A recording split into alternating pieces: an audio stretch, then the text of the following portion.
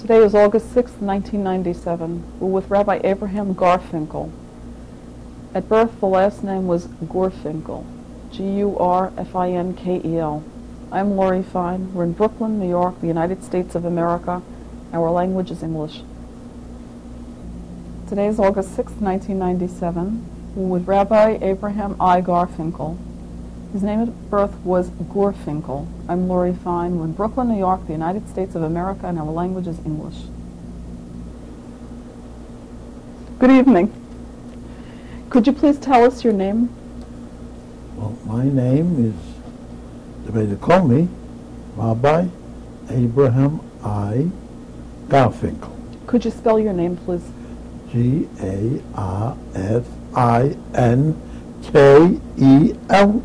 What does the I, the middle initial, stand for? The I is for Yitzchak. In Yiddish, Yitzchak. What name was on your birth certificate? It was, when I was born, it was Abram, like in Polish spelling, Abram Isaac Garfinkel. Garfinkel. When was this last name changed? When I took my citizenship papers here in America, I changed it. They changed it for me. Could you tell us your Hebrew name, please? Avraham Yitzchak Garfinkel. The spelling of in the Hebrew? Okay. My friends in the yeshiva used to call me Avraham Itche. This was the expression, Avraham Itche.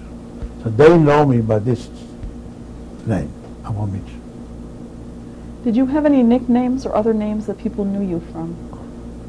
No, like I said, the main known name of mine, you could call it nickname, was Avraham Itche. Could you give us your date of birth, please? Well, I was born the October the 5th, in the year 1921. How old are you now? Well, this makes me now, like, so it depends, you don't count the first year, it's 75. Could you tell us where you were born? In Poland. What city? The city of Warsaw. What area of Warsaw? It was the Jewish neighborhood, most Jewish neighborhood, and it's small. In Yiddish they call it Schmolle Mille, number 7, right near Nalefkis. Could you list the names of your family members? I'd like your mother's name, your father's name, and all of your siblings, please. Okay. My father's name was Alter Ben-Zion Garfinkel.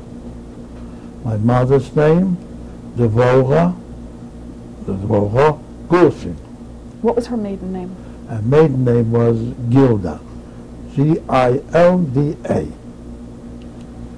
And the children in your family? My family, there were together 7 children. My father had 3 children from before, Yehudis, daughter, then a son, Yaakov, then another son, Elchanan. My mother had a daughter from before, and her name was Matl. She was known, people called her Manya, and a family name, Stein. And then we were together, born by this father and mother, was me, my sister Rivka Garfinkel, and my brother Meir Tuvuye Garfinkel. I'd like you to tell us more about your family. Could you describe your father for us? My father? My father was a very beloved man among his neighbors, and among his friends, and in shul. He was first he had a store, a business of paint store. And by the side, he used to do sign paintings. Later on, let's say the last 10 years, he was just a sign painter. He gave up the business.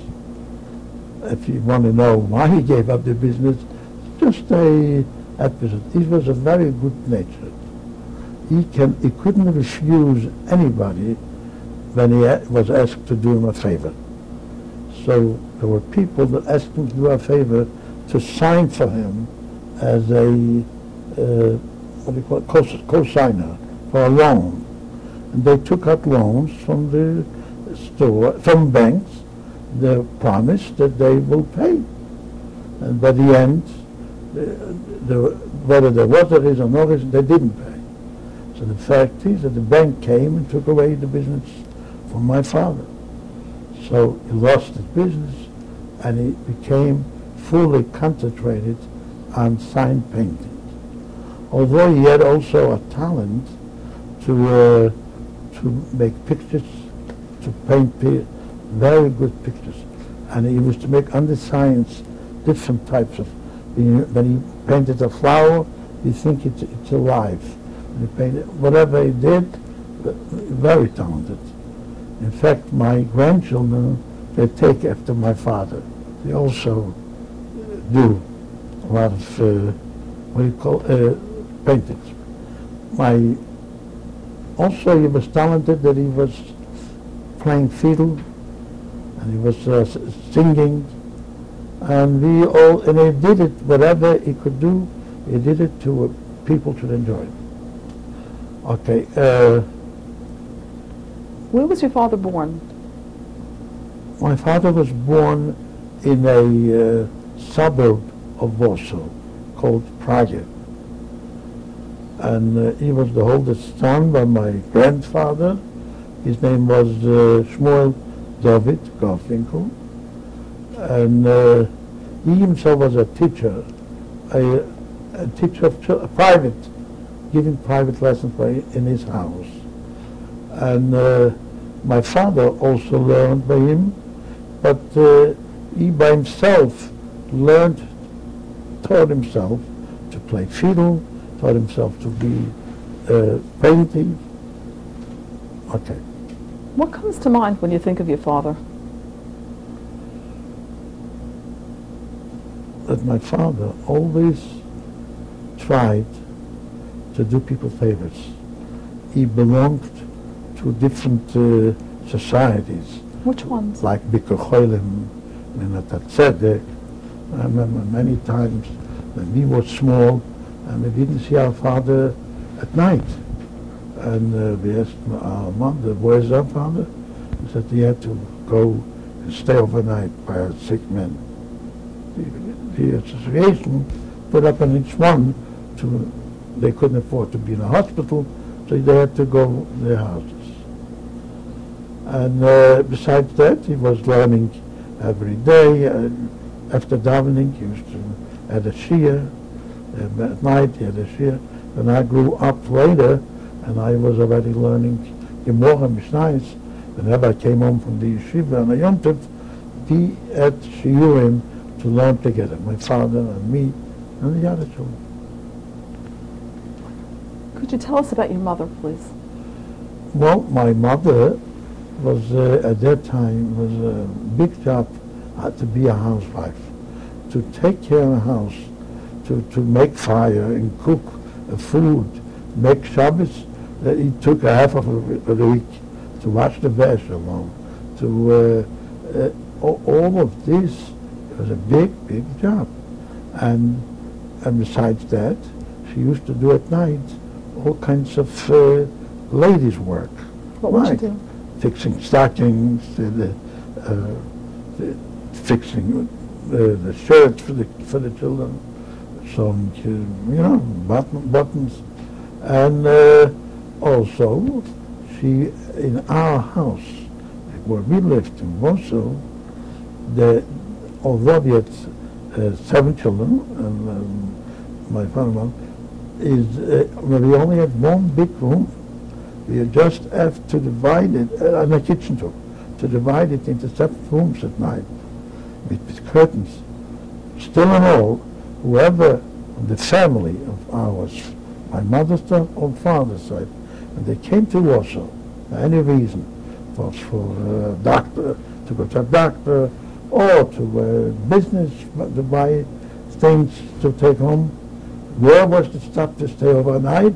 In our house. Remember, many times we had to sleep on the floor or on chairs and give up the bed for the guests.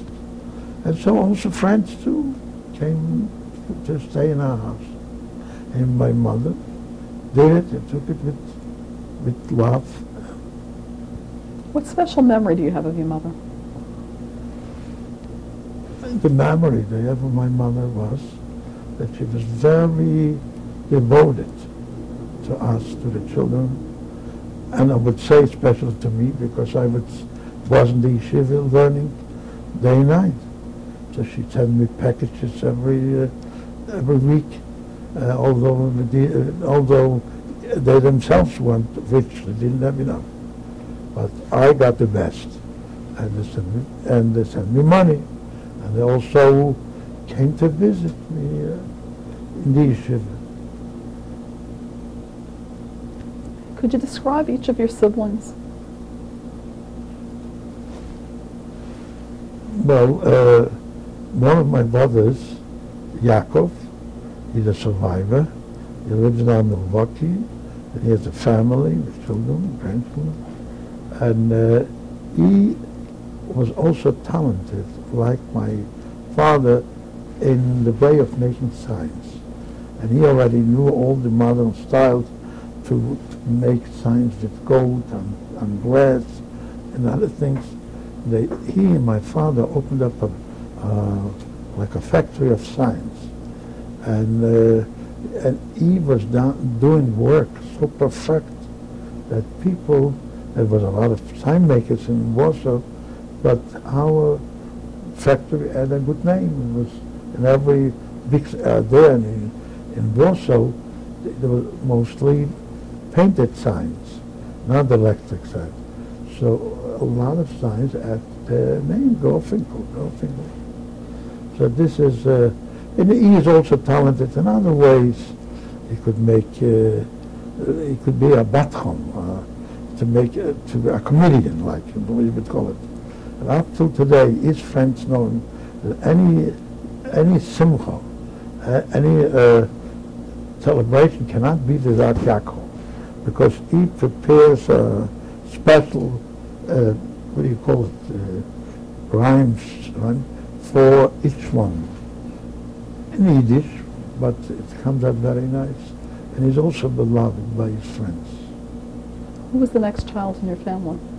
Well, I also had a sister before him, Yehudis, they called her Yitke.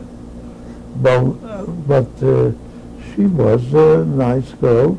She belonged to the Zionists, and she used to have friends coming. Before the war, she got married. It was my first daughter to get married, and she had a baby. But a few weeks later, the war broke out. Whatever happened to them, I don't know. Okay, then the other sister, Matl, she was talented in. She had a sewing machine.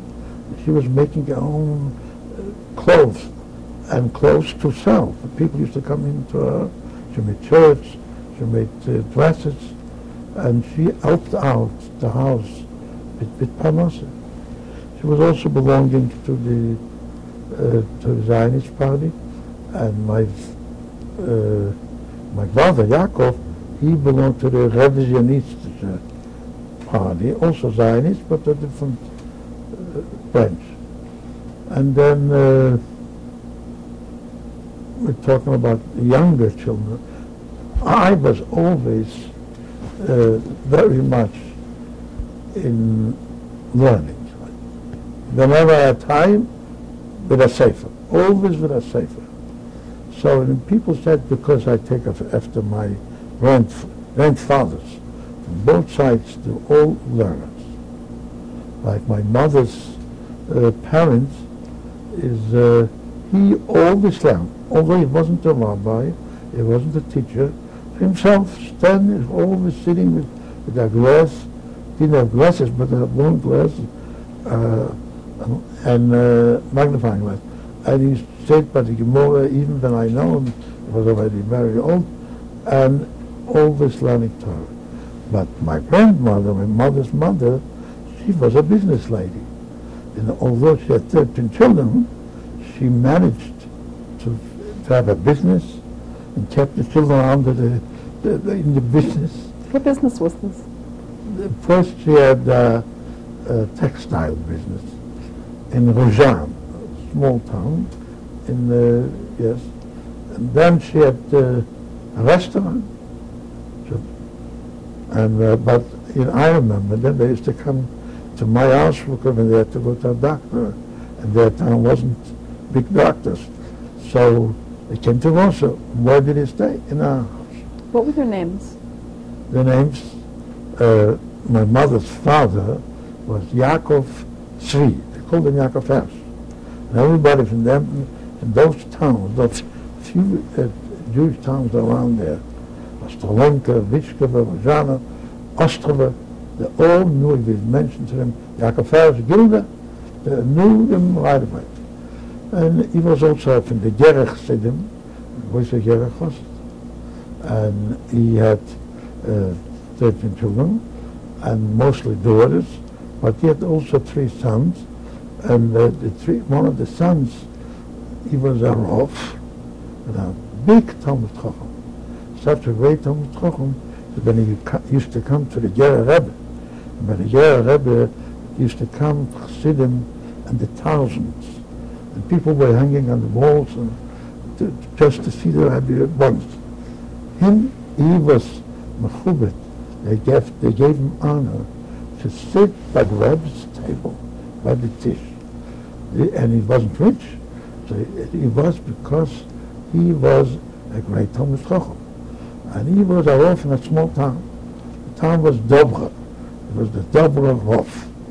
But I remember when he was talking to me, I saw that he's working a whole shas.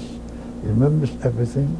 But he was a knowledgeable guy, not a tumor. One thing I do remember from him, that just before the war, he came to Warsaw. So it was before, it was about a half a year before. I asked him, what do you do now in Warsaw? He showed me a whole bunch of papers.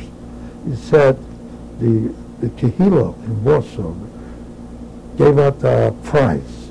Whoever will write a sefer with commentaries on the Rambam will get a prize, plus that they will print its sefer and publish it. So from a lot of people were trying to go into this race, but only 3 were chosen to be. This one is the very great, famous Goen, Rabbi Menachem Zember. There was a Rav of Warsaw. He was a Goen Ador, genius from the generation. And another one, and my uncle. This is the uncle, my mother's brother. What was your grandmother's name? My mother's mother was Reise Ite. Also known, everybody knew her because she was so energetic. Everybody spoke about her, how she raised the children. All were religious, and she had a business, and she never bothered her husband to come into the store or to help out with the children. What was your other grandmother's name? My father's mother, her name was Chaveleya, but my father's father was always in Torah, also in Torah. He was teaching already. He had Talmidim. Talmidim used to come into him, and he was teaching them. In fact, for a while, for a time, I also went in to learn by him. So, but he was very much into Torah and into Chassidus. He was a Radzmina Chassid. And for every Yom Tov, he used to go, him and his father Meir Tovia, used to go to the Rebbe. And they were very famous there because my grandfather, this I remember, he was a very good denter. He was denting Kazatskis for all the bedding. Every bedding, then they all stayed to the side. They said, David, come on, be Mr. Meir, dance for us. When he danced, everybody was watching. So they told me that even by the Radzmina Rebbe from a long time ago, so when this son and his father came to the Rebbe, they used to, special Purim, they used to be Misameach. My grandfather danced. My great-grandfather used to ride on a horse as a soldier to be Misameach. Okay. Could you tell me about your other brothers and sisters after you in the family? Well, my younger brother, Meir Tovia, the youngest now, and sister Rivka, they were still young children. We were going to school, we were going to Cheder. But when I left, when we left the house to run away from Warsaw, it was me, my brother Yaakov, and the other brother Elchanan, and the sister Matel. So who was left in the house? Was only left these two children, Rivka and Meir Tovia. So they became the whole helpers in the house. They kept the house up as long as they were able to live. Just before I left, 2 days before, so my father couldn't work anymore. There was no jobs because no business. The Germans closed up all the stores, no signs. All his job is off. And so what did he have upon us? How could they live? They didn't have anything in the bank, any money saved up. So my mother, who was a good cook and a good baker, started baking cookies and little sponges and all. And my sister used to stand outside and selling them. And she made money. And from this money, they lived. Well, you'll hear the story that later on, when I came to Vilna and later to Japan, I sent packages. And they told me that they got the packages, they received them, and they sold all the stuff that I sent them. They became meanwhile to exist. Could you tell me what languages were spoken in your home? In my home, we were speaking mostly Yiddish. But when we needed, or when sometimes, Polish. How would you describe your family's religious life? Very religious. But at the same time, they're very open house, friendly to everybody who ever came in. In fact, my father had a sister from the same father, not the same mother, and her name is Nechama. She's also a survivor. She lives now in Israel, and she has now 4 children, all engineers and in the army, and very, very talented. And when she was a girl, she didn't get married so early. She was a long time not married. So she came to Warsaw, and she got herself a job, and she was, where would she stay? She stayed in our house. No matter how crowded it was, she stayed in the house, she ate by us, no charge, and she was there until the outbreak of the war. But she read a lot. She read books from all kinds of Jewish books, not religious books, against religion. So, and she was very serious. She was she memorized all Shalom Aleichem and all kinds of books. And finally she became a communistic. When the war broke out, she ran to the Russians, ran to the communists, and she was safe because of that. But later on, when she came back to Poland, and she realized what communism is. In the beginning, she really believed that communism will bring a cure for all the problems of the Jews, all the Jewish problems. So she believed in it. Everybody will be equal. I remember many times she had with her discussions, and I said, don't believe it to them. It's false. So at the beginning, no, it's written, it's all written in the books, and it's the best idea. But when she came in there, she realized what's going on in communism, so she completely turned back.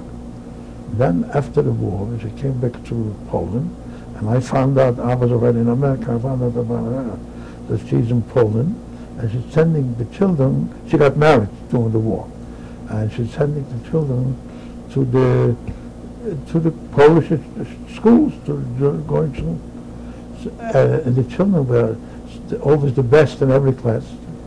Yiddish she kept, and she said to me, she doesn't know what to do. Here the children have a good education. To come to Israel, how would she do it? She has no money to educate the children. And I kept on writing to her, don't sit in Poland. It's dangerous for the children. And the best thing is they'll be marrying Goyim. Come to Israel. So finally she listened to me, she came to Israel, and the children, since they had such good minds, they were taken into the colleges without pay, and they grew up special children. So now she's in children, she has grandchildren. This was my father's sister that lived in our house. Where did your family daven? Well, although my father was a chassid like his father, a Radzmina chassid, so it should have gone to the Rabbi. But the Rabbi lived far away from our house. It would have to walk a lot of street. So I didn't want out the children to walk so far. So in our house, Shmona Mila number 7, which were at about 100 families living. You enter through a gate, you go into one block of houses, from there another gate, but 3 gates, altogether about 100 families. And in this courtyard, there were 3 shuls done. A Rebbe was there, Tcheske Rebbe, Nochem Tversky, a Rav was there, a Chaim Cohen Eigengold, plus another shul, which I don't remember anymore the name. So my father had chosen the Chaim Cohen Eigengold. That's the end of our first tape. Huh?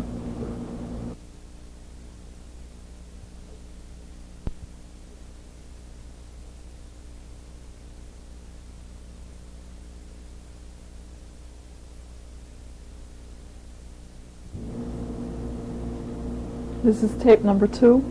We're with Avraham Garfinkel. It's August 6th, 1997. My father put me in the yeshiva or Talmud Torah under the name of Amod HaTorah. And this was Ananifkis 19. This was a school, yeshiva, not like yeshiva, it's like a Talmud Torah. It started from children from the beginning, from 5 years old, until they are bar mitzvah. Was this a cheder? Was it considered a cheder? It's considered a cheder, yeah. And usually you graduate there when you are 13 or 14. They also had in this Talmud Torah, they had a school where they taught Polish and all the other subjects, like in a regular school. But mathematics and history, everything. And supposedly you have to graduate on there, like graduating a post school too. But I happen to be outstanding in the Lamud Kodesh. In Gemara, because I always listened to the rabbis and studied over with my father and friends. So I graduated from this school when I was 10 years old. May have gone into the 11. So I couldn't finish the whole Polish school subjects, but I did finish my Gemara subjects. So then was a question, what should I do after that? After finishing, where should I go? Most of the style in this yeshiva, which this yeshiva belonged to the Gerech Hasidim, the style was, after you graduate this school, this Talmud Torah, you don't go to any more schools. You go into the shtibel, where the Chassidim davening, and you get yourself a chava, an older chava, a chassid, privately teaching you. If you could afford to pay, you pay. If not, you'll find somebody to teach you without pay. And so they'll learn there until they get married. To me, the principal of this school was a great Gerech Chassid, Mordechai Yosef, and the last name I don't remember, but very nice man, he called me in, and he said to me, Rom Yitzchok, it's for you, it's not good to go into a stable and look for somebody to learn. You're too young. You need a yeshiva. So, which yeshiva should you go? He said, I advise you to go to the Lubavitcher yeshiva. He says there's a yeshiva which Lubavitch itself is Russians, Hasidim that came from Russia. But they have very good Rosh yeshivas. And this is a yeshiva. They don't teach any more Polish, only Torah, but they are very good Rosh yeshivas. Especially one Rosh yeshiva, his name is Rabbi David Teblum, he's a friend of mine, and he's a great Talmud Chacham, and a great, you could say a tzaddik, and I will give you a letter to him. He should take care on you especially, and he will give you advice what to do, what to learn, and I feel that you will be matzliach, you will have luck in this issue. So he gave me this letter, and I went to this yeshiva. Although this yeshiva also a smaller branch, which in the other branch they took in before Bar Mitzvah Talmidim, and they prepared him to go to the older yeshiva. Since I was yet before Bar Mitzvah, he says, you belong there, but because I'm writing to Rav David Teblum, friend of mine, I want him to take you in right away in his class. And I'm sure you'll be from the good boys in his class. Okay, so I went to him. I have even the picture from the Rav David Teblum, I have it here, showed in this book. And if I want to, maybe we'll put him in this picture. It's a mitzvah, it's a voice of a mentor. In fact, he became later the Kotzker Rebbe. Just before the outbreak of the war, the Kotzker Rebbe was lifted without children. They picked him. He was a Talmud of his. He should be the Rebbe. Yeah. So he gave me a test. He tested me. How did he test you? I was supposed to know already how to read by myself Gemara, some Tosfos. So he said, okay, read through all this page of the Gemara, and then you'll say it over for me, and I'll ask you questions. So I took the Gemara, sat down someplace, took me on 2 hours and got it through. And I came into him. He told me to say it over. Then he asked me to say over to Tosfos. Then he asked me just to test me how my mind works. If I have ability to understand what he asked me. All right, he said, okay, I'll be good in this class. He took me in, and I became a Talmud from Lubavitch. And I was the youngest in this class. They were all bigger boys. Did the philosophy from home differ from the philosophy of Lubavitch? Yes, a little bit, becoming. So I was in this class. He had a big class, about 40 Talmidim, but they were all, at that time, so respectful, so nice. But not all of them learned diligently. Well, I did. So we were there, and there was also a dormitory there that the boys used to sleep. Where but was I didn't need.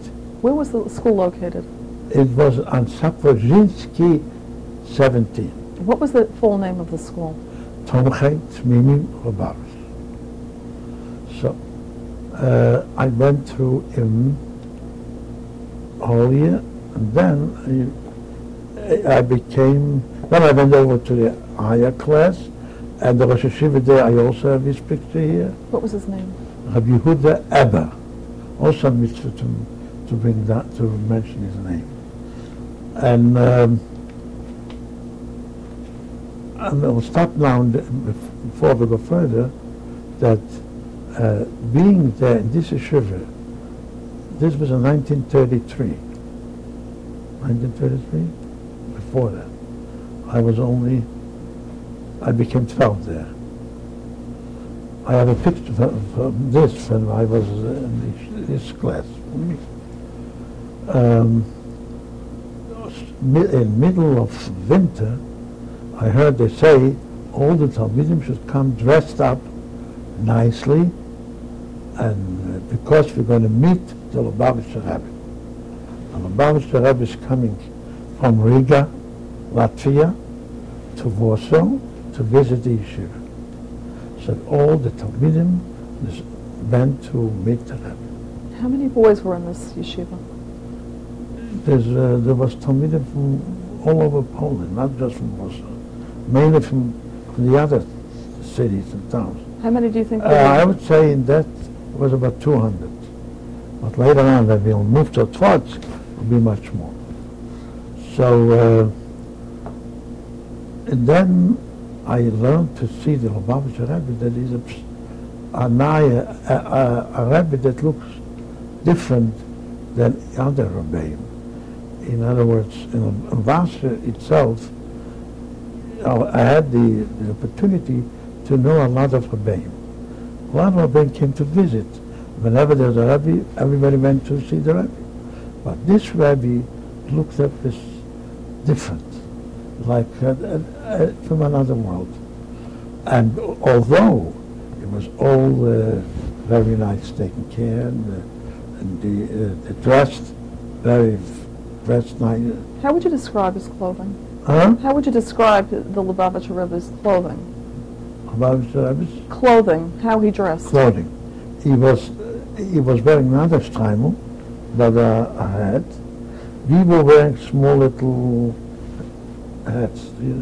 Those the Polish yeshiva wear were small little hats. Were they hats or caps? Caps. I have it in the pictures, caps. But the Lubavitcher Rebbe was not wearing strimel, not a cap, but a round hat. And a tie, he was wearing a tie. A lot of Rebbeim didn't wear ties. He wore a tie.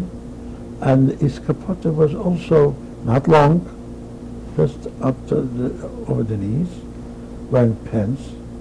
Some Rebbeim didn't wear this modern look. This was considered modern. But the Lubavitcher Rebbe did. And the look from Lubavitcher Rebbe then, he was younger. He had a yellow beard, blonde beard, and he looked very magnificent. It was, people used to come just to see the face of the Lubavitcher Rebbe. So, it made a very good impression on me and all the Talmidim. They first learned to know about Lubavitch. Did he address the school? Yes, and he spoke. Yeah. What did he speak about? He spoke about Chassidus, Maimorim, Sichos. Later on it was studied over and taught to the Talmidim. Then it came the middle of the summer. See, in Europe, in the yeshiva, there was no vacation time. There was winter is a zman, and summer, the whole summer we were learning. So in the summertime, 12 days in Tammuz, was a Lubavitcher Yom Tov. This is the day when the Rebbe went out from prison by the communists. Communists wanted to give him the death penalty for spreading Yiddishkeit and Chassidus. So they made a big Verbringen, it's called, in a Suda, the yeshiva, and the Rebbe came again from Riga. At that time, he was already spending a few hours and talking. Then at that time, he was able to speak without a microphone and without no records. There was no records then. When we heard him, we understood him. And he was walking good. And naturally, all the boys became Lubavitch Hasidim. And I used to come home, tell my father, although my father was a Chachmina Chassid, my mother comes from Gerech Chasidim, well, they all wanted me to go to Lubavitch. So I was this year in Lubavitch, then the next year was in Lubavitch, Rabbi Ebbe. Then in 1935, the yeshiva decided to move to Otvatsk, which means like that. Beginning, the Rebbe decided to move to Warsaw, because Warsaw was a big city, a lot of Eden, and the Rebbe liked the city, and liked the Talmidim. So he took an apartment. In 1934, he took an apartment in Warsaw, and he was there a whole year. And because every Shabbos he used to walk from his house to the yeshiva, together with the Talmidim. Rosh Hashanah used to walk with the Talmidim to the yeshiva, to Dam, and he also go to Tatlach for the Talmidim. Everything was good. But the beginning of 1935, he got sick. He got like some sort of a stroke or something. So the doctors told him it's not good for him, the air in Warsaw. He has to move to Otvatsk. Otvatsk was like here, Arizona. Very good air. Clean, tall trees, pine trees, only pine trees. And from the whole world they used to come to Otvatsk for operation. So the Rebbe moved to Otvatsk.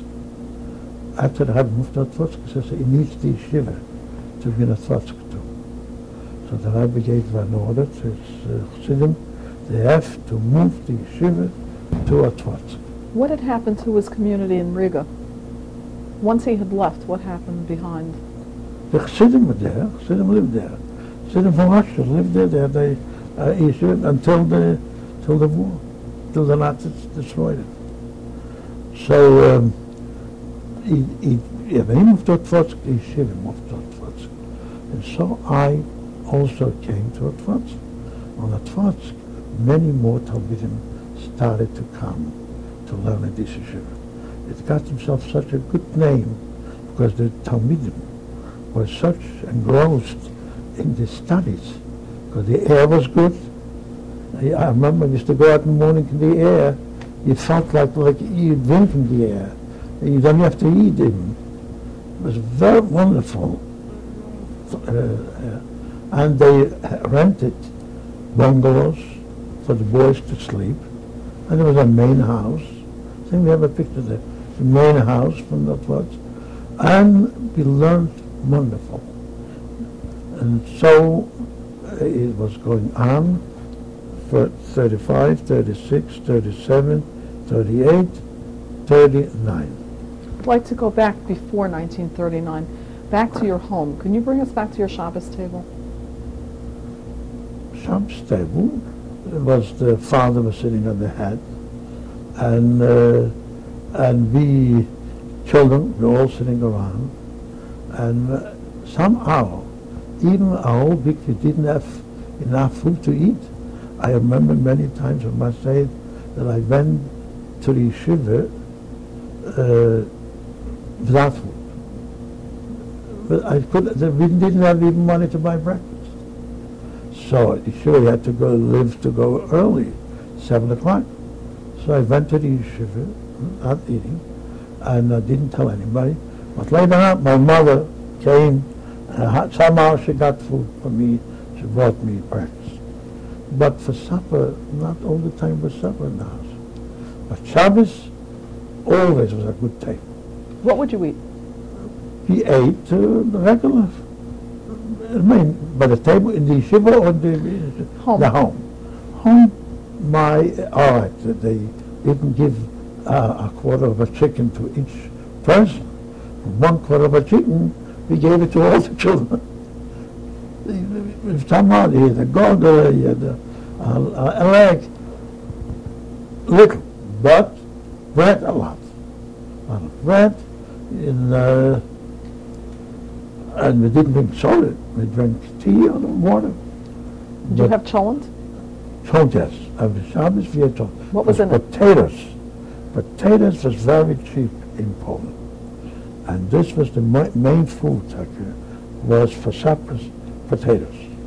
We ate potatoes. What sort of discussions would you have on Shabbos? Well, mainly we sang old Zmiras. What was your favorite? Favorite Zmiras? Well, the tone I can say now. My father knew how to sing. We have even a nigun from my father that he made. Could you sing it? In the tape? No, it's a long nigun. Just a little bit of the words. No, I don't think I'll be able to now. Huh? My father's songs, mainly he sang Modritza. You had Modritza, all the Modritza Negunim, my father knew, and he sang it, and all our children knew. We even know Modritza Negunim from the old Rabbi, the father of the Rabbi that was in America. And I told Rabbi Schenker that I know Negunim that he doesn't know yet. And so he said, sometimes we'll make a record. But my father knew all the Negunim. And there was a nigun that the old Modritza Rebbe made it when he was operated, and he was not allowed to take Anesthesia? Anesthesia. So what did he do? So he was up, but he made a nigun. It's called the Eskaro. And there's 36 parts to it. My father knew it. I forgot it already. But, And then we sang other Negunim. The Naya Modritza, every year he made new Negunim. And then my brother used to help out, Yaakov. And then I used to say over Dvar Torah, that I learned in Yeshiva, and I heard, and Rabbonim, and Rabbeim. And my father, after our meal, used to go up to the Trisker Rebbe to be by the table of the Trisker Rebbe. Okay, that's it. And Purim? Purim we celebrated together with the Kehillah. How did you celebrate? Well, let me talk about the Trotzk first, okay? In 1939, the yeshiva moved to a Trotzk. No, made a mistake here. 1935, the yeshiva moved to a Trotzk. And the year 1939, 12 Talmidim from America came to a Trotzk to learn in the yeshiva. Because the yeshiva had such a good name that Talmidim from America came to learn the Trotzk. The Echt brothers came to us, and many more. So is 12. I said just 12. At that time, they already started talking about a war, that the Germans wanted to attack Poland. And when they went to take visas, the consul said, we advise you not to go to Poland. It's dangerous. So they came back to the rabbi, and the rabbi, they wrote to the rabbi, and the rabbi said, come to a Tvotsk on I give the guarantee. Everything will be all right with them. So 4 weeks, because the outbreak of war, the war broke out in September 1, this was August 1. So it fell, 2 came before, and the 10 came on August 1, that they came to be in a Tvotsk tomorrow. So, because the rabbi kept on saying that I pray and hope that there will be no war. But September 1st, you want to know details of a Tvotsk? No, you don't have to know details. I want to go about the war. I'd like to go back before the war a little bit, just a bit about your house. Could you describe, it was one room, did you have running water, electricity? Yes, running water we had. Yeah, not in the beginning, but later on we had. And also colonization we had. And yes, we had. Electricity, no, we mostly use naft lamps, because electricity was too expensive. But Shabbos, we used electricity. And could you tell us a little bit about the layout of the apartments? If it had the one room and it was set up, the bedrooms, where did you eat? Where was there room for a large table? There was a kitchen. Kitchen there was, and also a Chadar Shimush, a bathroom was there. But from the kitchen, you went into a big room. I would say our room was as big as all this house. And it had also a porch to go outside. And then at night, we hung up the curtains. My father had a bedroom, my sisters had their bedroom, and the brothers their bedroom. And there was a room where the younger children were sleeping, younger boys, and also where for guests to sleep. Sometimes we gave over our place to sleep to the guests, and we slept on the floor or on chairs. Who were your neighbors? The neighbors were all nice people, Hasidic people, not Hasidic people, but all religious Jews. Did you have any, I'm sorry, did you have any contact with non-Jews at that time? Non-Jews were only in all this neighborhood, Lanefkis and Miller, all this, that later on became the ghetto. All this Jewish neighborhood was only Jews living there, and the going were the Struges. A Struge, every house had to have a goy, a Struge. Struge was somebody who takes care. He locks the doors at night. He has a list written who is registered. Everybody who rented our apartment had to register by him. And he was tied up with the magistrate, with the city government. Did you have a radio? No. Newspapers coming into the house? Yes, newspapers, yes. We read the Jewish newspapers. Which ones? There was the Moment, there was the Hind, and there was the Express. And the Tagblatt. Tagblatt was the most religious.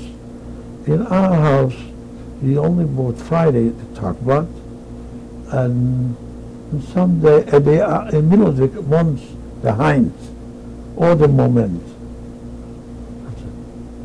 And but there was libraries that could go for borrow books.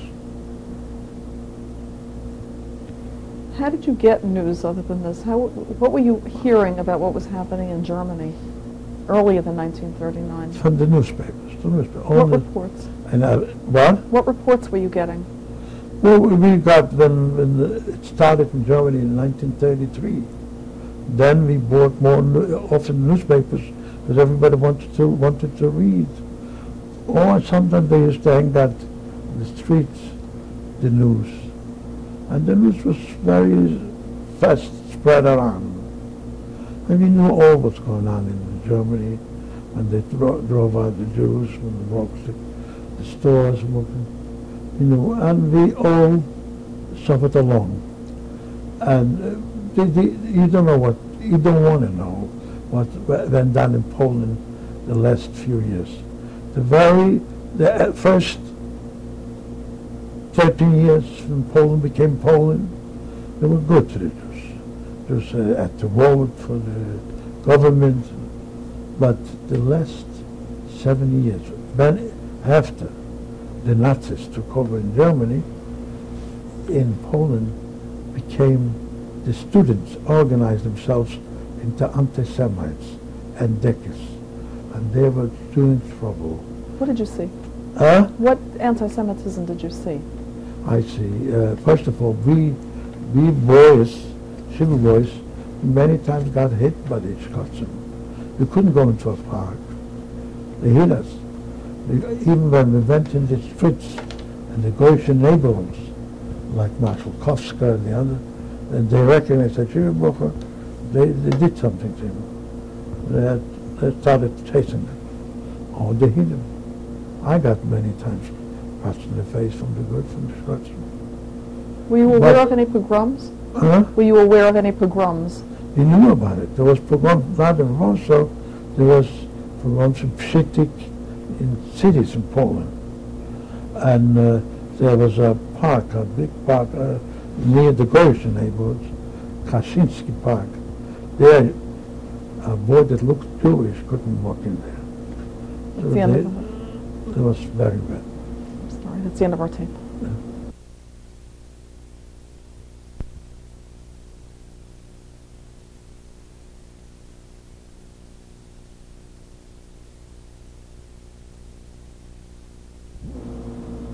This is tape 3. We're with Rabbi Avraham Garfinkel. It's August 6, 1997. What do you remember about the summer of 1939?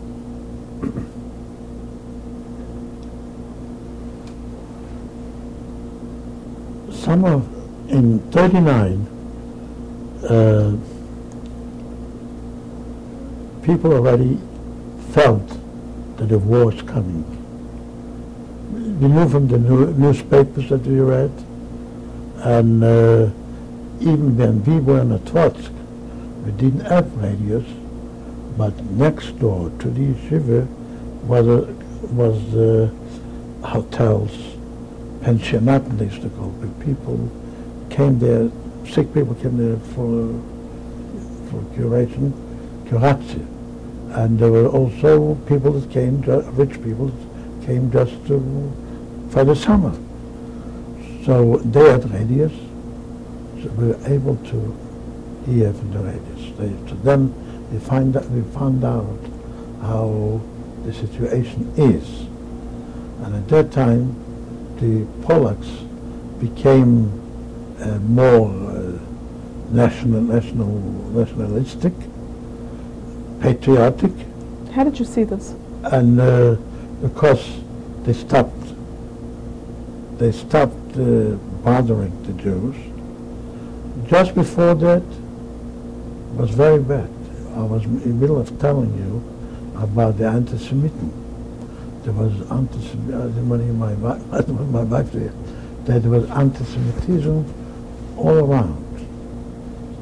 In a Trotsky. Once it happened, in the beginning of the summer, that a house in Trotsky was on fire, and people were running to see.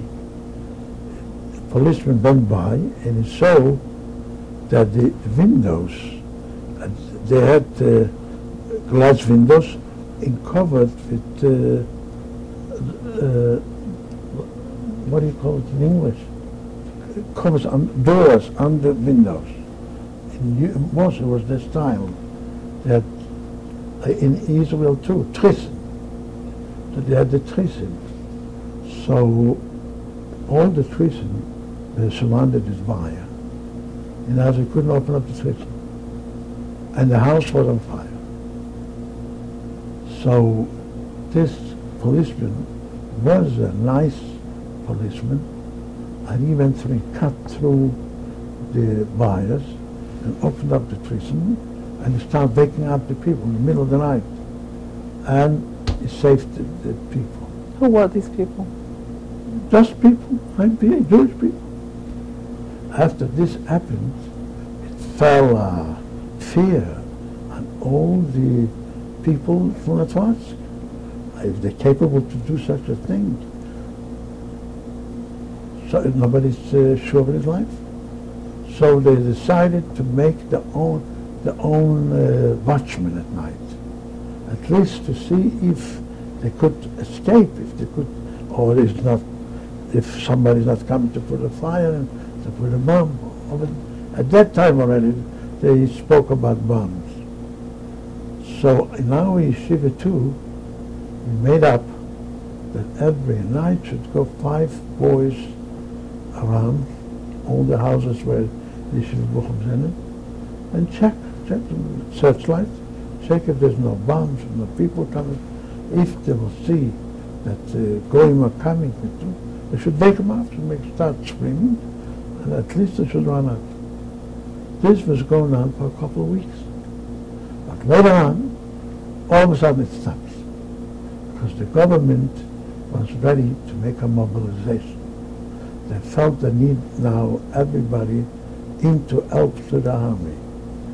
And they already knew that Poland will have to fight a war.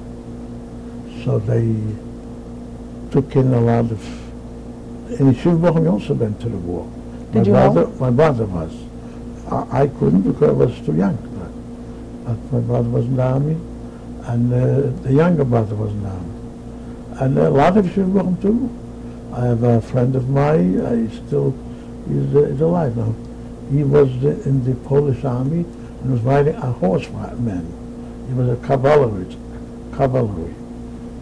And so Shibboleth also went on. So they gave out an order, no more anti-Semitic acts. Who gave this order? The government. They stopped all this, so this quiet down, but it started another worry. It's getting ready for war. The first thing they did is to get ready for the time of gas bombs. The most fear, what they feared is they might throw gas bombs and it won't be able to be outside. So they said you have to be inside. But they were afraid as the windows will break, will be broken, and the gas will come in from outside inside. So they gave out orders, everybody should cover the windows with papers, crisscross, and this will hold the glass. I shouldn't break the windows.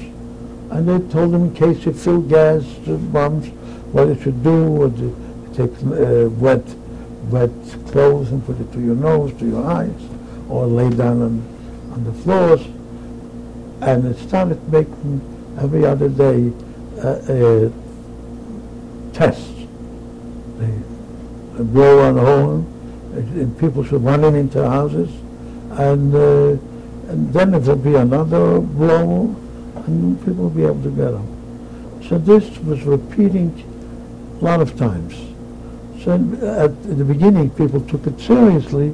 They thought that they must listen. They won't. If anybody will not listen, they'll be arrested. But later on, say they don't arrest. People didn't take it so serious. But they did not tell the people that it's more dangerous to be in the houses than to be outside. Because the whole war later, they didn't use any gas bombs. They only used the bombs, the fire bombs, or the destroying bombs. And this was not good in the houses. And people should stay outside. It was better under a tree. This they didn't teach us.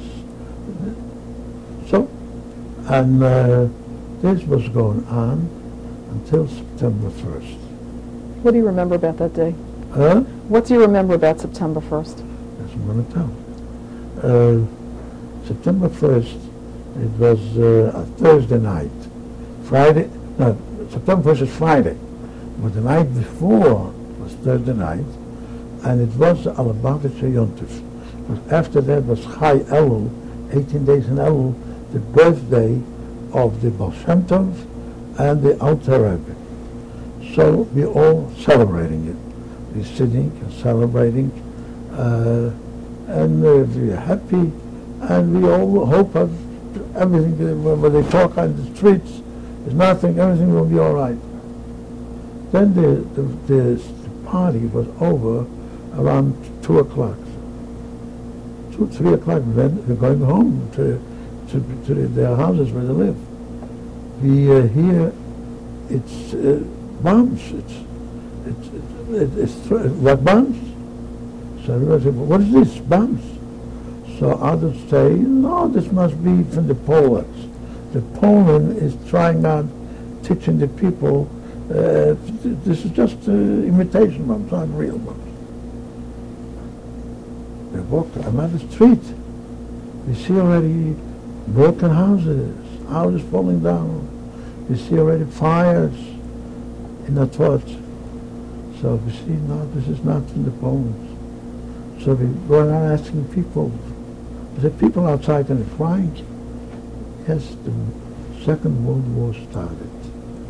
The Germans, the Nazis are attacking. They attacked not only at Watts, every town in Poland was already bombarded. And there's a lot of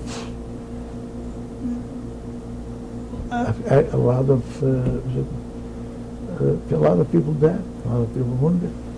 When was the first time you saw Nazis? Later, also. So when we came home and we told the story, so everybody, this Friday was going through in Scotch. We were able to learn Friday night. Again, airplanes are coming. They all go through Otlotsk to go to Warsaw. And now we heard already there's no more newspapers, there's no, only the radio. Now all the people wanting to listen to the radio. Where did you listen? Next to Dulot, the yeshiva. And then we hear that England, this was going on until Shabbos, Sunday, I think Monday too. Monday we heard on the radio that England and France are into the war. They joined Poland. So then the Rosh Hashiva, our Rosh Hashiva, called all the boys together and said, it's a war. Who was this? Abu Dhabi, we have the picture. He can't support you in the wartime. So I advise you, go home until the war will be over. Was there any message from the Lubavitcher Rebbe at that time? Yes. When we told the Lubavitcher Rebbe the first time, Friday morning, the Rebbe gesagt, no, I'm not good. I don't agree to it. It started coming more in these, and the Rebbe gesagt, Sonntag zu.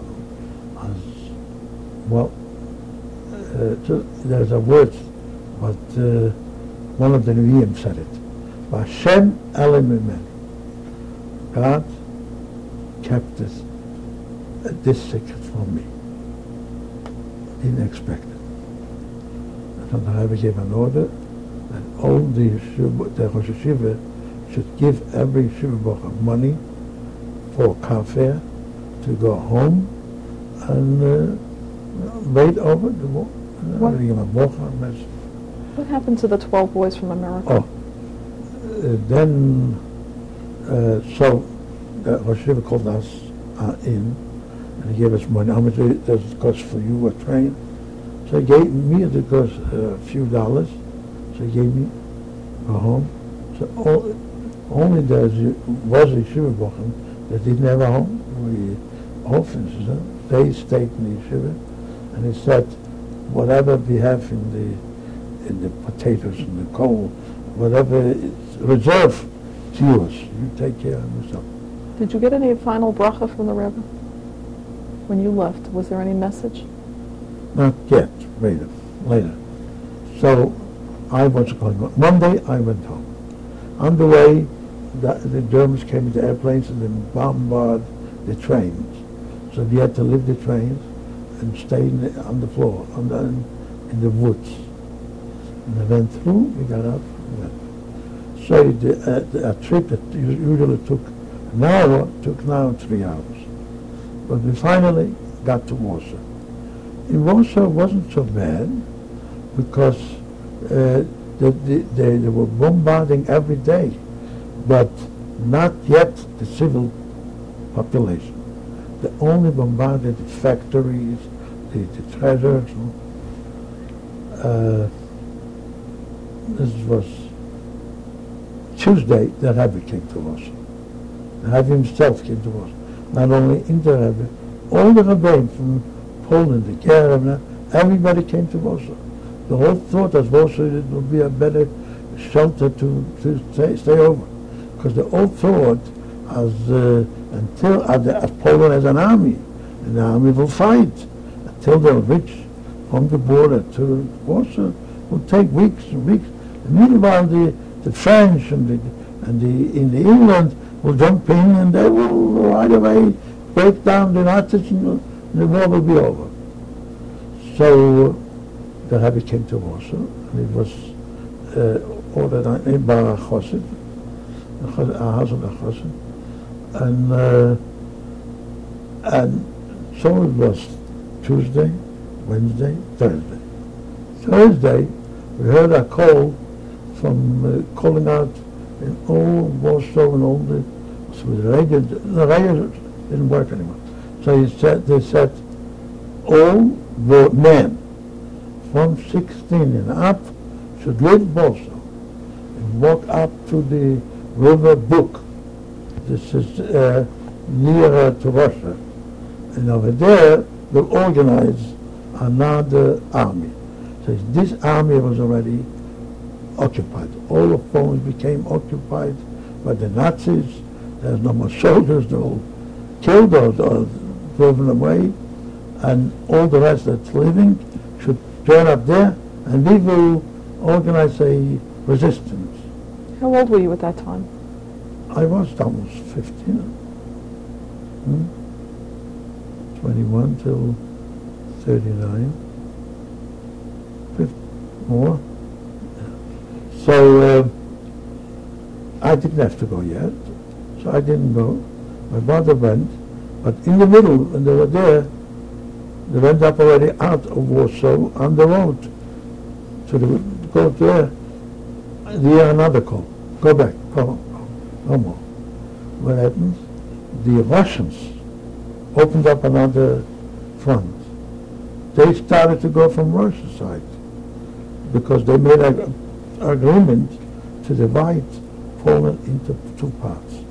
One part will go to Russia, one part to the Germans. So the Buk River will be the border. So it will go and fall into Russia. So goodbye. So all came on. But one general, an old Sikorsky, I think, he got up in the middle of the night, later. He said, no, we don't give up Warsaw. We can't give up Warsaw, our war in 1 week. No, we have to fight. And since Warsaw had a citadel surrounding Warsaw, the big river, the biggest river in Poland, the Wisla, and there was a big citadel. They used to fight all the wars there. They had a lot of ammunition. We'll be there and we'll fight. So he said, no civilians should come in there. But only the army, whoever was in the army, my brother was in the army, but he ran away, he went into the citadel. The younger brother, he became one of the fighters there. They started to fight, so it was Arab Rosh Hashanah then. Arab Rosh Hashanah. Mitamol, airplanes from all sides are coming into Warsaw, only in the Jewish neighborhood, where we lived, Miller, Nalevkis, Moravsky, all the Jewish neighborhood, and they started to throw bombs on every house by house by house. So people were standing in the gates as if it was a small bomb, fire bomb. So it started a fire, but it's still at border. So we went in, and every yard organized their own firemen, their own people. So we went up and we put it out. But if they threw a real big bomb, then they destroyed the whole house. So there's a lot of people too. How did you know that only the Jewish homes were being affected, the Jewish community? Because I happened to be then Arab Rosh Hashanah Farnacht. I happened to be went to Mikvah that. I come out, the street is black, smoke. You don't see anything. So I asked them, what's going on? So they're bombarding the whole Jewish neighborhood. So I went to another street. Oh, the fire here, fire there, but to this street, the houses, the same thing. I ran away this night, Roshana Banach, it was the whole Jewish neighborhood out. Just on one street, I found they didn't throw bombs. And over there I found a boy that ran to my yeshiva. So he said, what are you doing here? So I told him there's bombs all over the neighborhood. So they come into the house. I asked, there's no bombs. So I went in there, and I done Rosh Hashanah there, and I ate by him. Who was it? I can't remember the name. A nice boy, very nice boy. And I even slept with him. Then I slept for 2 hours. I was very tired. I figured, what am I doing here? I have to see where's my father and mother, my family. So I went back. Now, middle of the night, they didn't bombard. So the fires started to go less. And I walked to Nalevkis. I see my mother is there. So where were you? We were looking for you. So tell them I was out. Why don't you come back home? I couldn't come back. It was fire from both sides. So we were also running away. But later on we came back. So I tell him that my friend gave me a home there to stand. Okay, so I came home. What was the condition of your house when you returned? My house was hardly not touched. It was good. So it felt good. So later on, we got used to it. And then we find out that it's only in the Jewish neighborhood. The other neighborhoods, they bombarded the factories or the police stations. Then this was Rosh Hashanah, right? After Rosh Hashanah, we already bombarded the whole water station. And people didn't have water. So what did they do? We went to the Weissel, to the Whistler, to get water from there, to drink, to cook it. So we were standing, but one pipe was giving water. So we were standing in lines to get some water. I was also standing. And the Rishonim, the Nazis, came with the airplanes and let themselves down with machine guns. They started shooting at the people. We got used to this chores too. Eines we had, that my brother that was in the army used to come home every day and bring us food from the army. Schwarze bread and other things that we found there, sardines. But he also brought us medical things that's worth a lot of money. So we were able to sell it and get some money. This was good for us. What did he do in the army? He was infantry. But Rosh Hashanah, the Eden still make minyanim, und gedammt. When the bombs came, we went downstairs in the gate. The gate was covered. We were able to protect ourselves. But later on, it was they started to shoot with tanks, big tanks, artillery. They brought the big artillery pieces around Warsaw, and they started to shoot with artillery pieces. So in the night, in the daytime, were the airplanes, not the whole day, but sometime. At night, they were going the artillery bullets, and each bullet was so big, and they kept on hitting houses, and they destroyed many houses. And this was not only of Jewish, all of us, with the artillery. But still, even gedammt, we were we could. I remember we were davening in Kippur, and I was there, and my father and me, and there was like the ganze Hof came together. Where was a small shul? In the shul, in where I live, Miller 7. When it comes to Musaf, we hear Zetz, such as that everybody closes their eyes and they think that this is it. Open our eyes, we're still alive. So we kept on davening. At night, we let know the army that it was things like a artillery bullet hit us. So they sent 2 soldiers. We came up and they came down carrying the artillery piece, and they said, you have a lot of luck that this didn't explode. When it came on the roof, it got into stand, the stand prepared to put it fire, and it didn't explode. How many of you were gathered there? He said there was about 100 people. If this would explode, there would be no more. So we see a nest. But now it's still going on. So it's been done until Erev Sukkot. Erev Sukkot in the morning, still no more airplanes, no more artillery bullets. What did you think was happening? The only thing was, are you sure you can share it? No. Did you get any news? White flags are standing all the big houses. Warsaw is surrendering.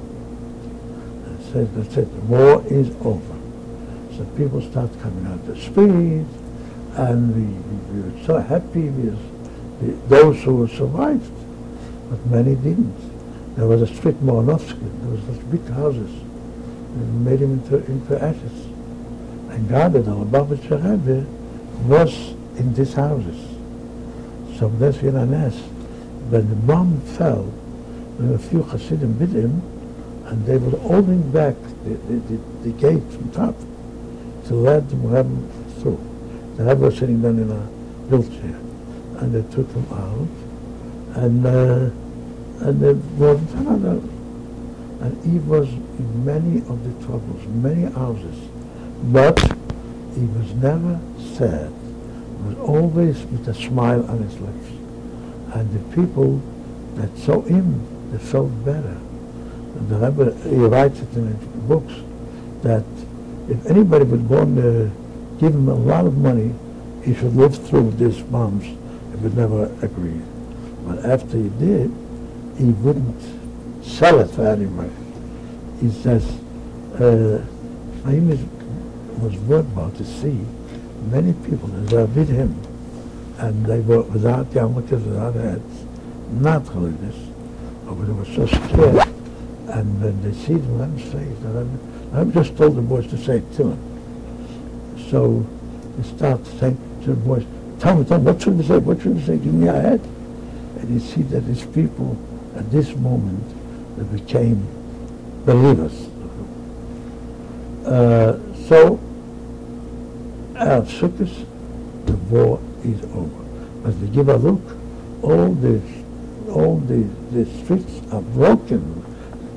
They told the people to dig trenches, and they thought they were going to fight street by street, and also from the fires and also from the bombs.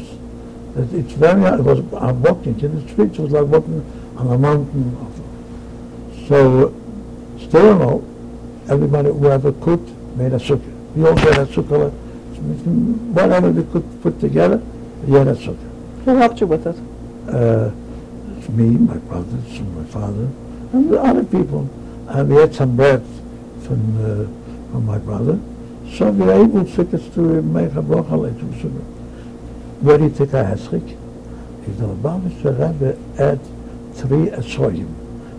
He got him before the war, in summertime. Somebody sent him from Italy 3 Asoyim. So he had an esrik, and he gave 1 esrik to a Velbele from Brisk, and 1 esrik, I don't remember, a Hof from Vash. And all the Jews were standing in line a whole day to bench Esther. It's the end of our tape.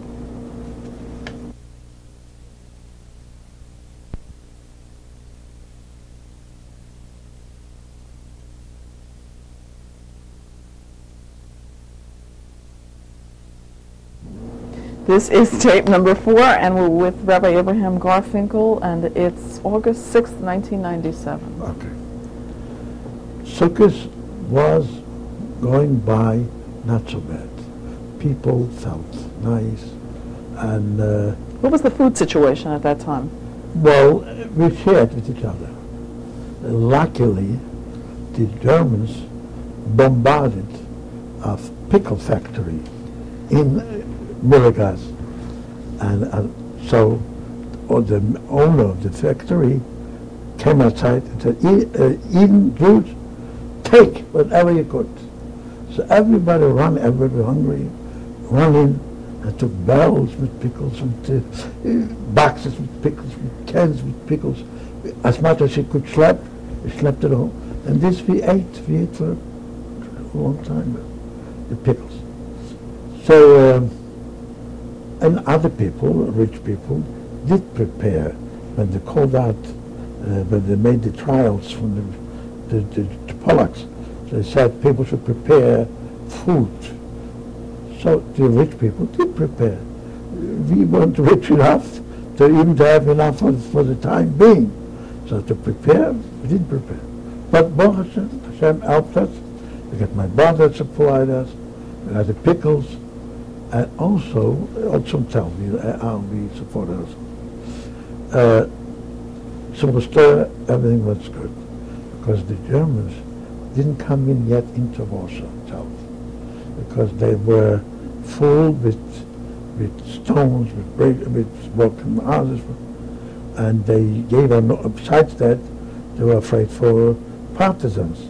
So they gave an order that all the Polacks must bring their ammunition to a certain place, and so they kept on waiting until they made sure that all the city's clean. Then they started to come in with their tanks, with everything. When did you first realize that the Germans had won this? They won?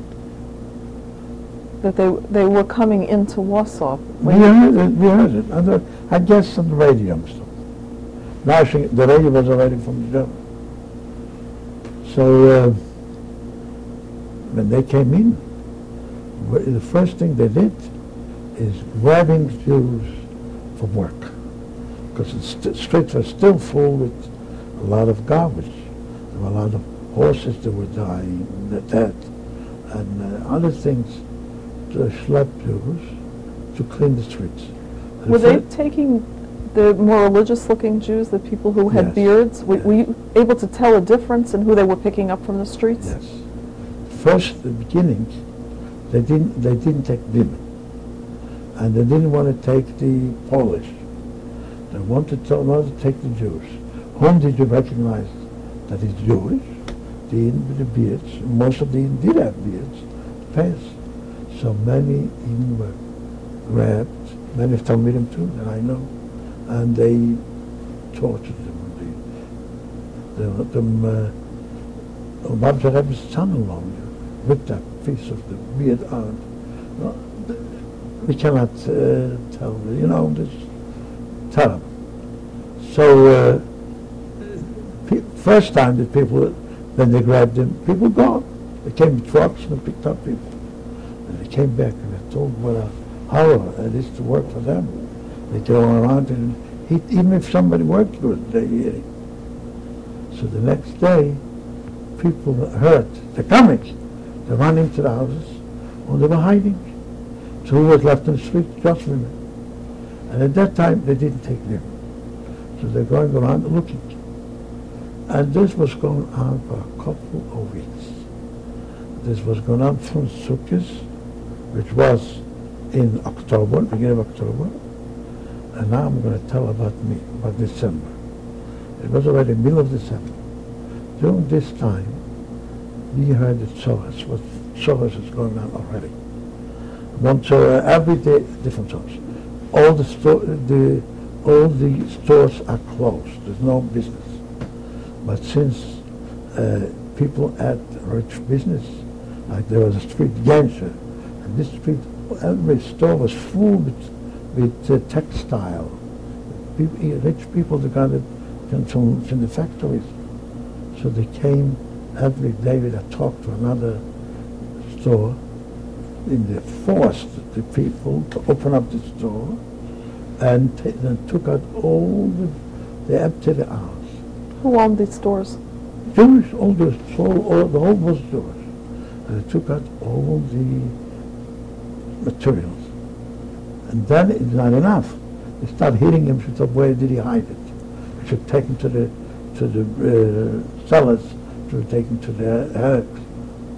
They emptied every house. And so the people heard, the next people heard what's going on. So the next door people themselves emptied out to hide it. Or my father happened just to be on Genscher Street. And one man, he sold material to make shirts. So he said, today probably they'll come to me. So he opened up the store. I said, Eden, take whatever you want. Take it away.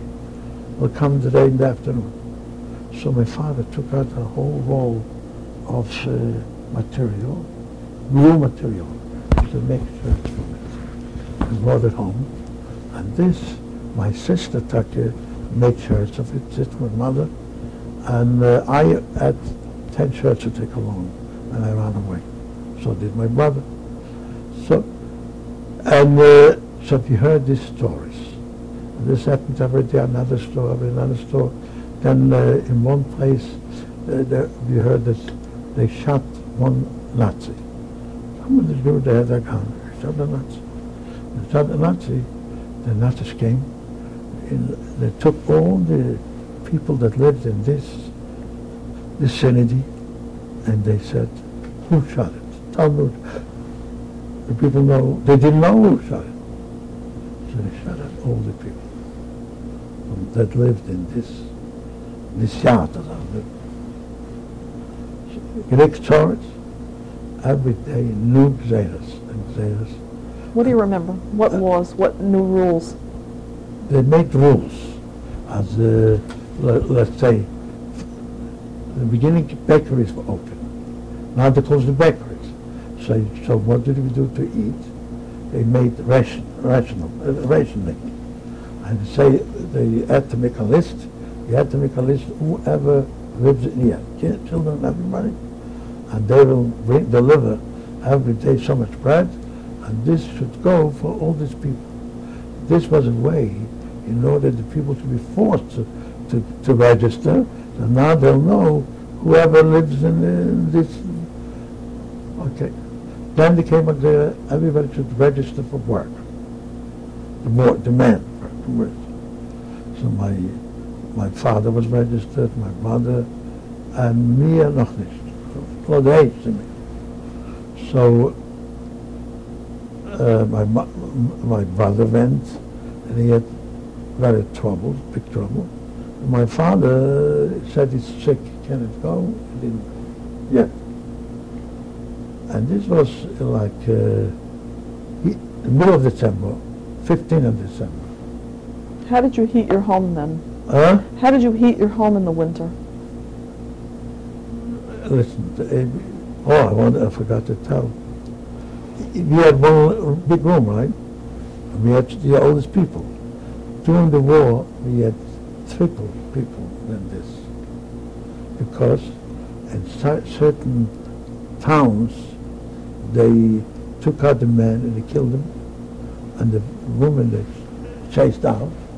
So the women with the children came to Warsaw. And we had family, my mother's family, sisters, lived in all of these towns. They all came to us. So the day when I left, it was a full house with people. They didn't have food, they didn't have to eat from Coca-Cola. It was enough.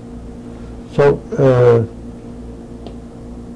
I was sitting with a friend of mine in a cellar, and we were learning. We made up, what are we going to do?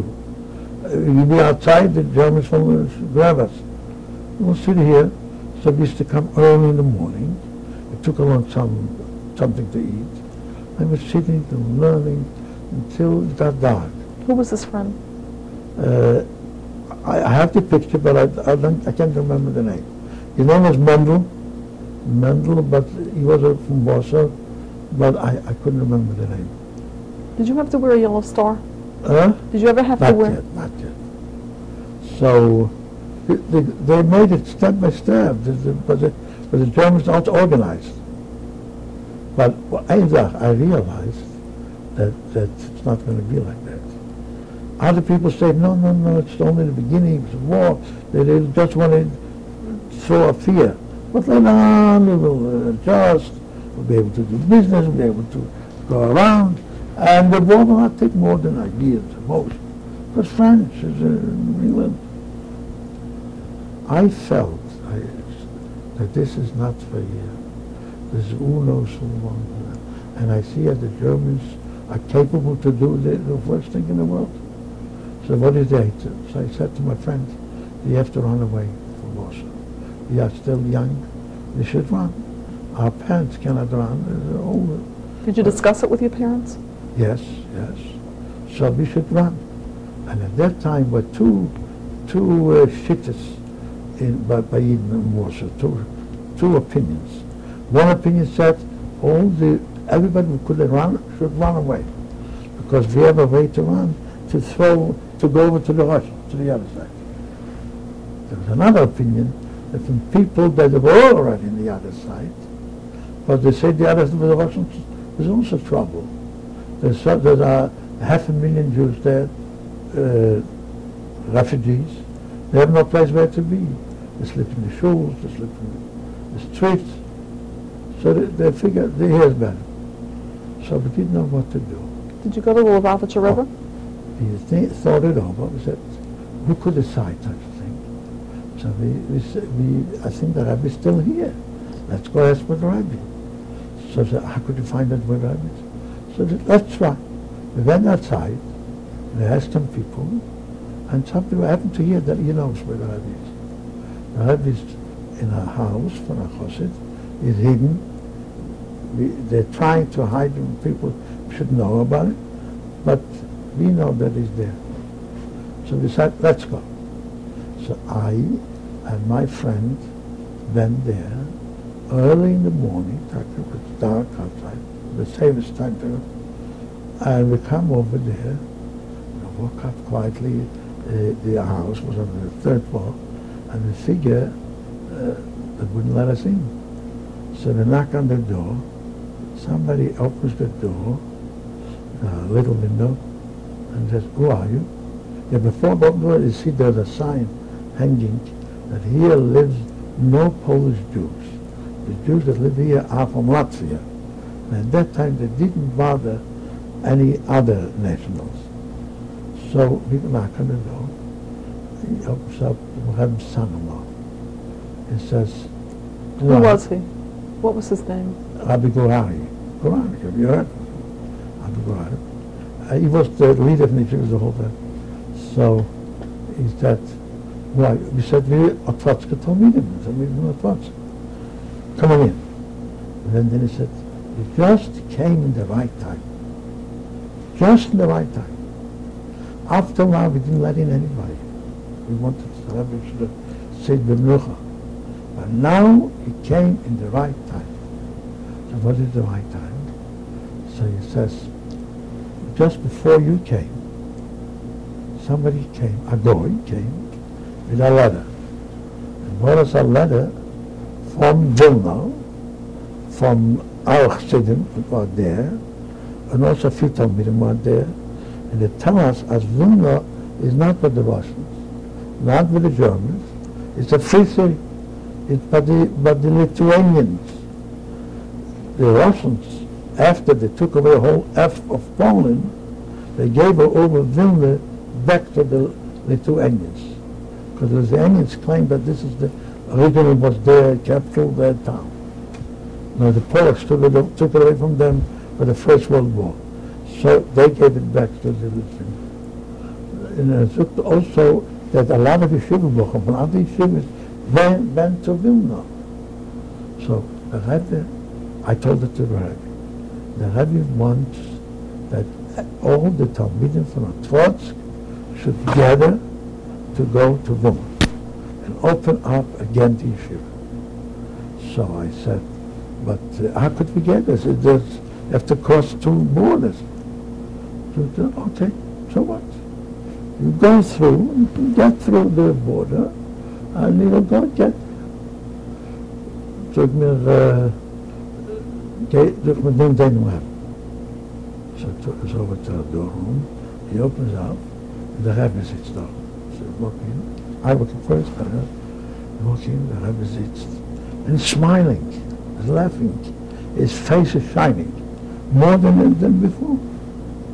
And the Rebbe took very good that you came. Very good.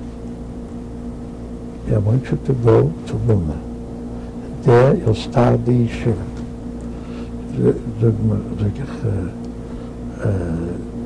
You have to go to borders. No more, give my woche, you'll be matzliach, you'll get there, sholem, go there. Did he know you at all personally at that time? Did he recognize you? Yes, but I was still considered a younger Talmud. He knew better the older Talmud. But now, he says, so you need money in order to go. You have to need a wagon to take sometimes and to pay people out that shouldn't tell about us. But, don't worry. You go to my son-in-law. He will give you money to go on this journey. But I want you, when you go, that whomever you meet on the road, whomever you meet, tell him that I said they should run away from you. And the Talmidim should go to him. How long, when should I go? Tomorrow. Don't wait, tomorrow. So, because later on could become harder. So I come out to the Rabbi guy, and I tell him, you know, the Rabbi said I should go, but he said I need money. I should give you money. So good. Takes out 100 zlotys. Says, here's for you. And he gave her an also thing. And he said, just wanted to ask, from where does the Rabbi take money to give to all the Talmidim? The Rabbi should tell all the Talmidim. Yes, do rich people in Warsaw that they know that whatever they have money in their life is not safe because they will find out, they'll take it away from the bank. So they took out all the money and they want to give it to the Rabbi. The Rabbi, they want to borrow it to the Rabbi. They know the Rabbi will come out. And the Rabbi should put in their money in Switzerland and America and other banks. So here, all the money that we need. Just bring Talmidim. So I was at venture tomorrow, we can't wait. So I went out, come back to my mother, father, I tell them, I have to go, we should go, run away to. Your mother starts crying, where are you going? Nobody's going, you run. She showed me, look at this yard, big yard. There's 100 boys there, and nobody's running. But everybody says the war will not take long, more than 6 months. And you'll fall into the communist bed, who knows what's going to be. Oh, my father says, You have to listen to that. So finally my mother said she'll let me go only on one condition, that my brother, the older brother, Yanko, and my sister should go along with me. She can't trust me. So I went back to the Rabbi, and I told Rabbi Garfinkel that my mother only wants if my mother and sister will go. So he went back to ask the Rabbi, give him money for the brother and sister. So he came out, gave him money for the brother and sister. So we came home, we all decided to go.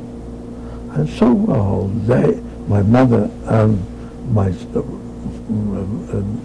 sister were busy sewing shirts, and I put on shirts one on top of the other, so did my brother.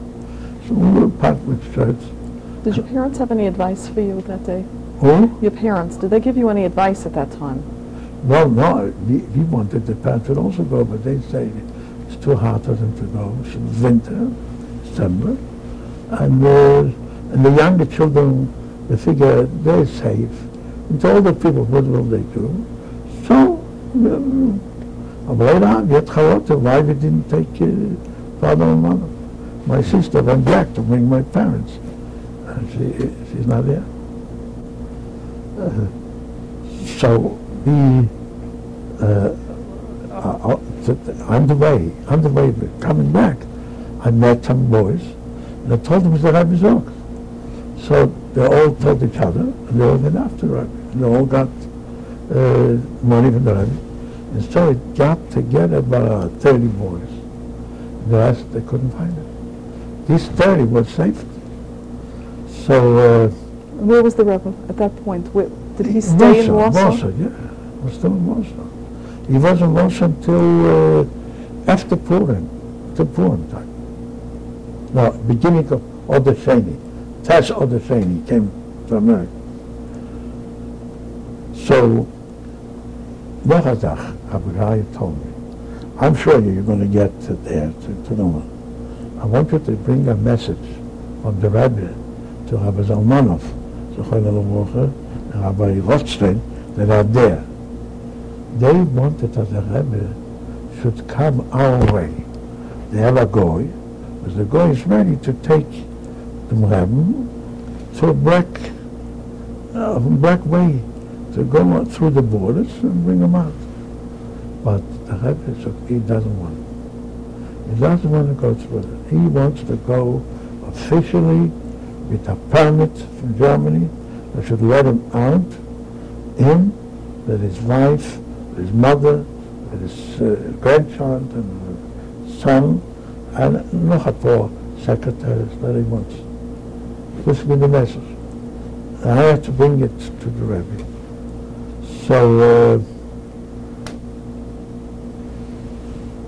when I came home, everybody was preparing me to go.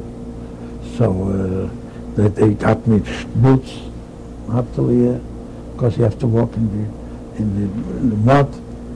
And they got me a coat, I had a coat, and I had a long ears with this, prepared to go on such a journey. And I took a haircut and shaved around, and early in the morning, around 3 o'clock, me, my brother and sister were getting ready to go to Mount. Now I forgot to, I let through some episode that this brought me to the decision that I have to do something. But I spoke to my friend, we have to run. A day before I spoke to my friend, I was in my house, and my father, we don't want me here screaming and screaming, so people running to hide, and the Germans are coming in, Nazis, with big guns, the bayonet in the front, and they running the steps over to look for those people. They noticed people were running into hide, and the Strush, the Goyish Strush, was going along with them to show them where there is young men. My mother wasn't there, was by the work on it. And the other brother was also someplace. Only me and my father were there. So my mother said, they'll come into the house, they'll look, they will find you. So going in the hallway, there was a closet where we kept coal. A few tenants kept coal for the winter. So going there, hide it. He had a key, so they locked it. And we were there. And the Germans coming. You see through a hole, two Germans with guns, one gun, and the troops goes on forward. They run into the house. They look and see nobody's there. And the troops know they're supposed to be there. They're going. So they go outside, they look. None of them noticed there's a closet there. So maybe they're here. Like them, what is this? This is for coal. But maybe they might be hiding. They could be hiding there. But the other German said, no, coal, how could people leave them on coal? So he said, I'm going to shoot in. So he puts out his gun and wants to shoot in. So the other one said to him, it's a pity to waste a coal on it. They won't be there. So he listened to him and he went down. And he was saved. So that's. So after that I said to my father, it's not a lie. How could you live in such a way? We have to do something. And run away. And that's what happened. It just came in time to the Rabbis to have it, and he said, run away. So we go out early in the morning, and we come to the train station in Prague, talking with this train, and we already heard a program how to go. We should go with the train up to Shedlitz. At this time, you had mentioned that you had taken a haircut and you also had shaved. Yeah. Does that mean you didn't have a beard? I didn't have a beard yet. And what about your maybe friends? Small hair, but they told me not shave the treffen shave with the machine because they're afraid if they'll see me, they might hurt me. What about your friend's beard? Friend didn't go. The friend actually, he was a Ben Yochid, and mom is one son.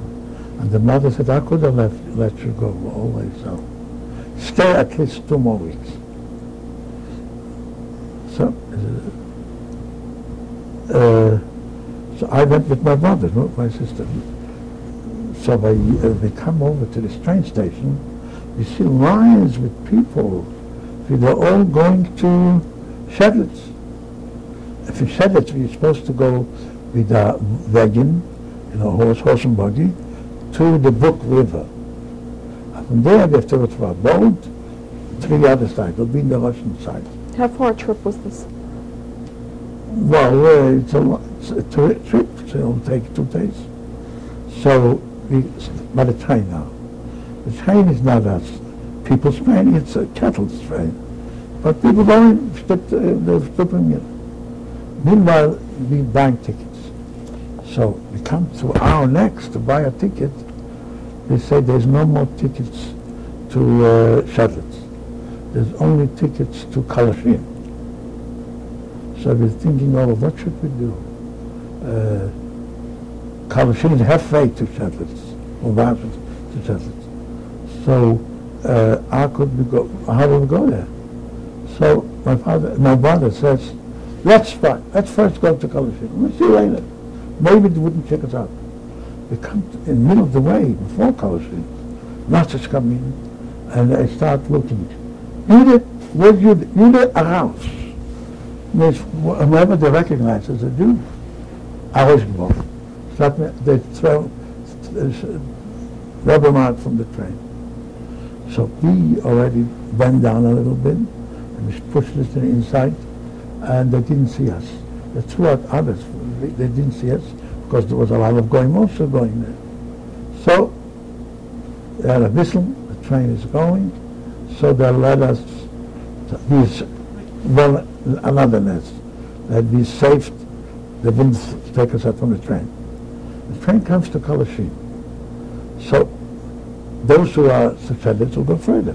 Here in Colosseum, so we have to go to Colosseum. We go to Colosseum, we see from far gendarmes and Nazis standing by the ticket, by the place we have to go in, and they're checking the tickets. And whoever doesn't have the right ticket, they hear him, they arrest him. So what should we do? They'll arrest us for sure. Besides that... It's the end of our tape. Huh? It's the end of our tape.